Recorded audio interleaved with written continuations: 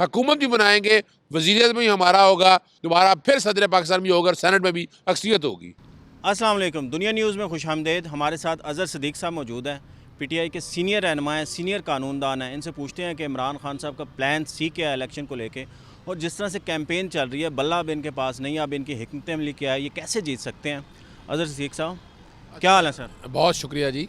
Sir, ये election तो अब होने जा रहा है, बल्ला भी नहीं है आप लोगों के पास, अब ये किस तरह जीतेंगे आप? सूरत हाल बड़ी गंभीर लग रही है पीटीआई की। पाकिस्तान तहरीक इंसाफ ने अपने कैंडिडेट चूज़ कर लिए, उनके चाहे उनके सिंबल जो हैं अपने हो, जो मर्जी सिंबल हो, वो पाकिस्तान तहरीक इंसाफ के प्लेटफॉर्म से इलेक्शन लड़ेंगे।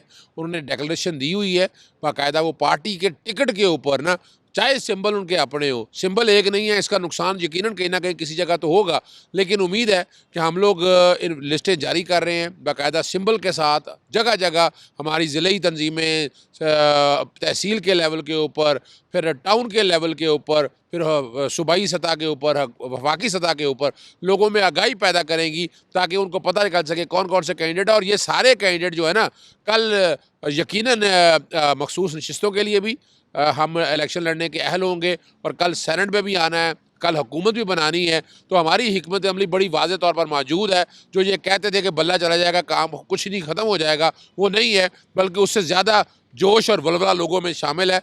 वोट डालने के निकलेंगे और इंशाअल्लाह अज़ीज़ हुकूमत भी बनाएंगे, वज़ीरियत में भी हमारा होगा, सदर पाकिस्तान अभी हमारे हैं, दोबारा फिर सदर पाकिस्तान भी होगा और सेनेट में भी अक्सरियत होगी। खान साहब कह रहे हैं कि फ़ौज के अंदर उनकी पॉपुलैरिटी बहुत ज़्यादा है। मेरे ख़्याल में वो माजी में जी रहे हैं, 2013, 14 या 18 के अंदर, या 19, 20 के अंदर। 9 मई के बाद सूरत हाल ऐसे नहीं है, मगर वो तो कह रहे हैं कि 90% फ़ौजी उनको वोट डालेंगे। ये कैसे मुमकिन होगा? 9 मई के बाद तो सूरत हाल ऐसी नहीं नज़र आ रही। देखिए, 9 मई की जहाँ तक है ना, हम लोगों ने मजम्मत की है। 9 मई पाकिस्तान तहरीक इंसाफ ने नहीं किया। जो अगर किसी इनफरादी लोगों ने काम किया है तो वो उसके ज़िम्मेदार खुद हैं। अदालतों में मामले चल रहे हैं, अभी तक तो कोई चीज़ ऐसी आई ना ही। पाकिस्तान तहरीक इंसाफ पे इल्ज़ाम लगाते रहे दहशतगर्द तंजीम के। पाकिस्तान तहरीक इंसाफ कहाँ से दहशतगर्द तंजीम आई? इन्होंने कौन से टेररिस्ट विंग रखे हुए हैं? हर एक को पता है, सुप्रीम कोर्ट के फैसले मौजूद हैं कि टेररिस्ट विंग किस सियासी जमात के हैं। पाकिस्तान तहरीक इंसाफ जो है ना, बाकायदा, इसमें कोई शक नहीं है कि पाकिस्तानी फ़ौज के घर वाले, आखिर घर वाले भी लोग हैं ना कि वहाँ पर, और ये इसमें कोई शक नहीं है कि मेजॉरिटी जो है वो पाकिस्तान तहरीक इंसाफ के साथ है। जितनी भी है, जितनी तादाद है, हमारी अपनी फ़ौज के ऊपर हमें फ़ख्र है, पाकिस्तानी फ़ौज के ऊपर हमें बिल्कुल फ़ख्र है। और हम यकीन रखते हैं और उम्मीद रखते हैं कि अक्सरियत जो है वो पाकिस्तान तहरीक इंसाफ को वोट डालेगी। अच्छा सर, ये इलेक्शन को लेके आपका कोई प्लान सी भी बन रहा है? ए फ्लॉप हो गया, बी फ्लॉप हो गया, अब खान साहब कहते हैं सी हो गया। मुझे ऐसे लगता है जैसे वो लोगों की नफ्सियात से खेलते हैं, वो लोगों को इंगेज करते हैं, उनके पास प्लान श्लान होता कुछ नहीं है, एंड पे निकलता कुछ नहीं है, 0/0 निकलता है। अब ये प्लान सी क्या है इलेक्शन डे के देखिए हवाले से? देखिए, मैंने अभी आपके सामने ये पोजीशन रख दी है। कैंडिडेट सारे हमारे हैं, बाकायदा अपना टाउन के लेवल पे, तहसील के लेवल पे, ज़िला के लेवल पे, सूबे के लेवल पे, वफाकी लेवल के ऊपर हमारी तंजीमें जो है ना वो एक्टिव हो चुकी हुई हैं।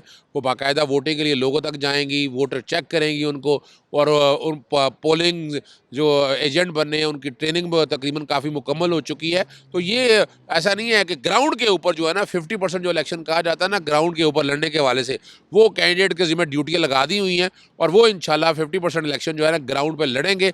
प्लान सी अभी ज़रा खुफिया रखा हुआ है, कुछ इशारतन मैंने चीज़ें आपको बता दी है, इंशाल्लाह बहुत जल्द सामने आ जाएंगी। वो प्लान सी इम्प्लीमेंट हो सकता है, क्योंकि इससे पहले ए और बी आपका बुरी तरह नाकाम नहीं, हुआ। देखिए, वो नाकाम नहीं हो सका, स्ट्रेटजी अपनी जगह पर मौजूद है।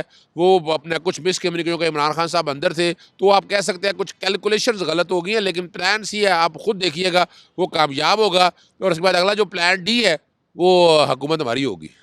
वो प्लान डी ये तो नहीं है जिस तरह आपने कहा है कि 50%? मैंने आपकी एमएनए की लिस्ट देखी है, उसके अंदर ना वो ज़्यादातर आप लोगों ने, ज़्यादा नहीं तो 30-40% उन लोगों को टिकट्स दिए हैं जो माजी के अंदर पार्टियां बदलते रहे हैं, उनकी रवायत है, वो बदल जाते हैं। आपके पास भी कहीं से आए थे, अब ऐसे लग रहा है कि जैसे, क्योंकि आपके वो जीत भी गए, आज़ाद उम्मीदवार तस्वर होंगे, आज़ाद उम्मीदवार तस्वर होंगे तो उन्होंने 48 घंटे के अंदर कोई पार्टी ज्वाइन करनी नहीं है। नहीं नहीं हो नहीं सकता है वो पीटीआई को ज्वाइन ना करें, वो इस्तेकाम नहीं पाकिस्तान नहीं नहीं, पार्टी को ऐसा ज्वाइन नहीं कर है। लें, नून को कर लें, पीपल्स पार्टी को कर लें, फिर आपका क्या जाए होगा नहीं नहीं, सर? पहले तो ये बताते चलें कि जितने पीटीआई के कैंडिडेट हैं वो पीटीआई के प्लेटफॉर्म से लड़े, उन्होंने डेक्लेरेशन दी है।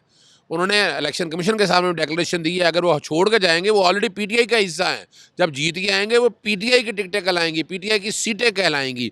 और 48 घंटे का तो सवाल था, अगर वो आज़ाद हैसियत में लड़ रहे हो, जब वो आज़ाद हैसियत में लड़ नहीं रहे, एक पार्टी के प्लेटफॉर्म से लड़ रहे हैं, और अगर वो पार्टी छोड़ के जाएंगे, फ़र्ज़ करें छोड़ के दूसरी पार्टी को ज्वाइन करेंगे, तो डिफेक्शन आर्टिकल 63 का इतलाक होगा और वो नायल हो जाएंगे, याद रखिएगा। और वज़ीर आज़म को चुनते मेरे हुए ख्याल में ये कानूनी राय जो नहीं, है ना ये आपकी देखिए वो इस अपनी तरह जगह नहीं है। होगा।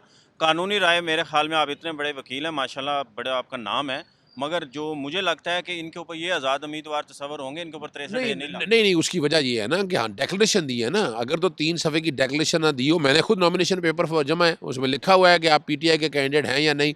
जब डेक्लेरेशन मैंने दे दी और जब मैं पीटीआई के देखा ना, जहाँ तो मैं आज़ाद लड़ रहा हूँ, जब मैं इमरान खान और पीटीआई का कैंडिडेट के तौर पर लड़ रहा हूँ, तो वो पीटीआई का कैंडिडेट हूँ मैं। और ये आपके सामने चीज़ें बड़ी वजाहत के साथ आ जाएंगी, हमें पूरा यकीन है, हमने काम पूरा किया हुआ है, और ये प्लान सी और डी भी इंशाल्लाह कामयाब होगा।